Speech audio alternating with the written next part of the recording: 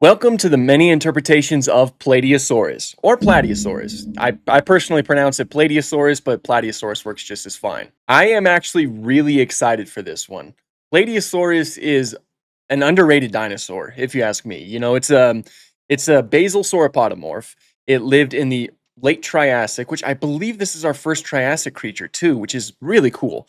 And just, those early sauropodomorphs are just really fascinating. I mean, I have a Lufangosaurus figure from PNSO up here. So, that, oh my gosh, focus. Okay. So, I mean, that kind of shows how much I like them.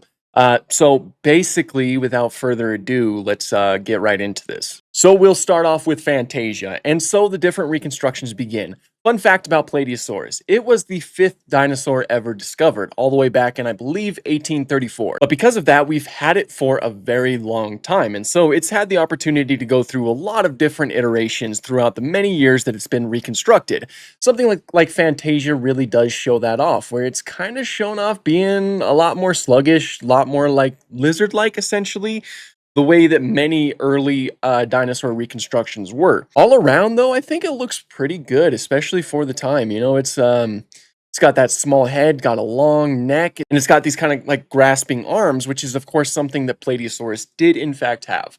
But things like that are things that we'll talk about more as the video progresses. After that, we have the Land Before Time, and here again, this is a product for its time. It's kind of standing up like a tripod, like a kangaroo stance, dragging its tail on the ground just upright like this, browsing the trees, which is probably something that Plateosaurus would have done.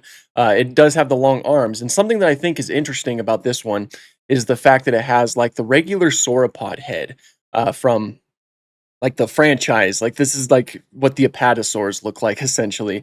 I think that's interesting because early sauropodomorphs, as you can probably guess, are essentially the precursors to the later giant sauropods that we all know and love, like Laura right here.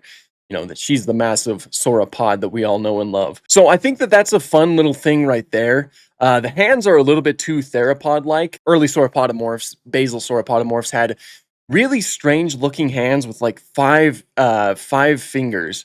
They had clawed hands, they had a thumb, they had things like that. They were very strange and very powerful looking too. Again, something that we will get into more as the video progresses. This is pretty good. Again, it kind of feels like it's a little bit more of a product for its time. When did this one come out? 1994? Yeah, I'd say this is more or less a product for its time. I could be incorrect about that, but it feels like it is. I like what they were going with that, especially for a dinosaur that just shows up very briefly. And then we have Walking with Dinosaurs. This is where I was introduced to Plateosaurus. So here is another product for its time. Shocker, am I right? But they're shown as being primarily quadrupedal dinosaurs, as in they walk on all fours, only being able to rear up on their hind limbs from time to time. That is, I believe, accurate for the time. At the time, it was believed that they would be able to just walk around on all fours like later sauropods were able to. Nowadays, we now know that they were unable to do that. Their front limbs didn't allow that. Take, for example, their wrists. They couldn't pronate their wrists, so they couldn't put their palms down or anything like that to help walk on the ground, and that those arms just couldn't bear that type of weight. So we now know that Plateosaurus and many other early sauropodomorphs were obligate bipeds, meaning they only stuck to their hind limbs. So this reconstruction is outdated because of that. The colors are cool though. I like it. It feels like a very classic dinosaur coloration. You got this nice looking green color with some lighter stripes on the back. And the head looks good. The head looks good. The neck looks good. And the overall bulk of the animal, I think, looks great because I think Plateosaurus was typically pretty large, all things considered. I just think I think it's good. I think that they did a good job with this one in terms of that stuff. Of course, like I said, it's outdated. But if you just like kind of switched it to a bipedal animal, I don't think it would look too bad. Like if you look at this image right here, that doesn't look too bad. Looks pretty decent. So we'll go ahead and move on. We'll go on to Planet Deutschland, which I'm able to find this image right here. I can't really get any other images. I haven't been able to find anything, so we'll have to talk about their heads, and their heads look good. Plateosaurus has a very strange looking skull with these teeth that were perfect for eating vegetation, of course, because it was an herbivorous animal. Despite those claws, it was an herbivore. So the head looks good and the colors look pretty decent, but there's really not much else I can say about it. Oh, and then life on our planet. I adore this one. I think that this one is very good. Life on our planet has some designs that I dislike, of course, but Plateosaurus, I thought that they just did a fantastic job with it. I liked seeing the babies. The babies were really cool. I like how different they are from the adults. It's kind of fun to think about how they would grow into something like that. But the adults are, of course, where it shines the most. The head looks great. It's got this long, skinny, flexible neck like they did in life. Huge, bulky body, and those arms. And of course, the biggest thing is that it's portrayed as being an obligate biped. So pretty much up to date and probably the best looking one that we have in a documentary thus far. The colors are also really cool. I think that they did a great job with those colors. Probably some of the most different coloration that we've seen in this animal so far, and I like it. I like it. I like it a lot. Then we'll go ahead and move on to the Jurassic franchise, where it only appears in video games. Starting off with in the Lost World Jurassic Park Game Gear game. So it looks like it's a handsome little fella right here that is, of course, probably a product for its time. Tripod pose, dragging his tail. Very kangaroo-like. Everything else looks pretty decent, despite it being stylized for the game graphics. It's got that small head, the flexible neck. The arms look pretty good too, very muscular. So that's a good start to the Jurassic franchise. And then in Jurassic Park 3 Park Builder, again, probably for its time because it's being portrayed as a quadrupedal animal. Again, we now know that's not the case. Colors look cool though. It's got some nice kind of bluish coloration, which is different. I like that. And the overall build and decent, and the proportions seem pretty decent. And now we have it in Jurassic World Alive. Dude, I freaking love this one. I have no idea why. It's bipedal, like it should be. The body looks pretty decent. I think it's interesting how it kind of like leans down towards the front like it does. The head looks all right, and the neck looks good. But the thing that stands out the most to me is look how jacked it is. It's just huge. It's just huge. It looks like it has the 5 fingers, from what I can tell, with claws and things like that. It's kind of like holding them in like fists instead of like an open hand like it might have had. I don't know. I like that. I think that's really fun. It's a little bit stylized, but it really does feel like Plateosaurus to me. So this is probably my favorite stylized one that we have. It looks amazing. I just don't know. It just looks amazing. That's Jurassic World Alive. Then in Zoo Tycoon, it's portrayed as being a quadrupedal animal, something that is probably accurate for its time. And if you guys had a nickel for every time I've said that in this video, you would be rich. The colors are cool. It looks like they're able to rear up from time to time, which is, that's what they would have been able to do all the time. And the arms look good, and it's very stylized. I don't mind it, though. I think it's pretty good. The colors are what mostly stand out for me, but yeah, nice. Now, I know that there was a point in time where Plateosaurus was announced for the Isle, and I know that since that time, we have heard nothing about it. I am able to find this like little rough model right here that looks good in the body and in the head, but of course it's quadrupedal here, something we know they weren't able to do. But hopefully it's a creature that we get to see at some point, and with an updated model. I think that would be really cool to see. I'd love to play Plateosaurus in a dinosaur survival game. Like I would really love that. I think that'd be a lot of fun. Okay, now we have the gorgeous prehistoric kingdom. So of course they have 2 species of Plateosaurus in this.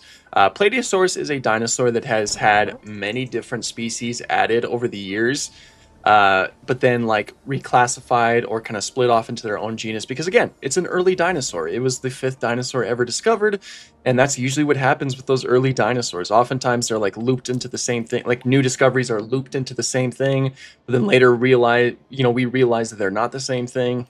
It's very fun times. So the 2 species that I want to mention are Plateosaurus gracilis right here and Plateosaurus trosingensis, which are both very awesome animals. They're both very awesome. I'm glad that they're both like really like represented in here. Anyway, let's get on to the design. They look beautiful. These look gorgeous. These are by far one of my favorite ones on this list. They really represent how top-heavy basal sauropodomorphs looked. Even though, of course, they are relatively light in the front and relatively heavy in the back, so they balance out very nicely. But their sounds are gorgeous. The texturing is fantastic. They got the proper hands. Let's pause things so I can actually show things in a great way. This is a great place to show off their very interesting looking hands. Look at that. You got 5 fingers right here, and 3 fingers are clawed with this huge thumb right here. Think that likely would have been used for, like, I don't know, maybe digging up some roots or tearing down some branches, or of course to defend yourself. That is very useful for something like that. But they were herbivores, of course. They did have the proper teeth for an herbivorous diet, teeth that were a little bit more leaf shaped. One thing that's also cool that I believe Prehistoric Kingdom has implemented is the fact that the adults like can vary in size. Plateosaurus is one of those dinosaurs that we have a lot of fossil material of because again, we found it so early. So we know that like when they grow to their full size, their size from individual to individual can just vary greatly. So you can have one that's like relatively small and then one that's just huge. It's amazing. It's so fascinating. I never noticed this before, but it looks like it kind of can go down on its hands to like get some, I don't know, some plant material. I didn't know that they had that, or it looks like they're digging it up. That's that's obviously a lot more likely than the animal simply walking on all 4 hands or all 4 limbs. So like kind of like just holding itself so it didn't fall over. But I don't think it'd be able to bear that weight too long. I just don't think that's something it would have been able to do. But look how cool these animations look. This is just gorgeous. I'm so happy that they added this in the game. It's just, I love it. Look how cool you guys look. That is just amazing. I love this game. I love this game so much. But yeah, before I talk about this for way too long, that is the Prehistoric Kingdom Plateosaurus. It looks beautiful in my eyes. Plateosaurus, I just think is really cool. You have this European dinosaur that seemed to be pretty successful across Europe. Had very interesting types of growth, like the adults are different from one another in terms of size, like vastly different. They got those very awesome looking hands. They were herbivores, and again, I just think that they're underrated. A lot of Triassic dinosaurs, I think, are underrated, but I just have a soft spot for basal sauropodomorphs. So, and I never brought this up, but I know that a lot of people like to refer to them as prosauropods, and that's essentially like an unofficial term. I don't think there's really anyone that officially uses something like that. So that's why I call them basal sauropodomorphs rather than prosauropods, because again, that's just not official. This was a good list though. There wasn't a lot, which is always okay. I gotta reiterate every once in a while. Doesn't matter if there's a few depictions of an animal, I will do the video regardless. But I liked the ones on this list. I thought that they were pretty good for the most part. Like, there was some, like I said, because Plateosaurus is so old, because we've had its remains for so long, we have so many of its remains, it's one of those dinosaurs that changes over time because we learn new things, and so we're able to fill in some gaps that we previously had, and therefore the animal changes. That's one of the fun things about paleontology. And dinosaurs like Plateosaurus are a great example of that. So, again, I have a soft spot for it. This was a very fun video to make. I was really excited to get to this one. I was very, very excited to add it to the poll.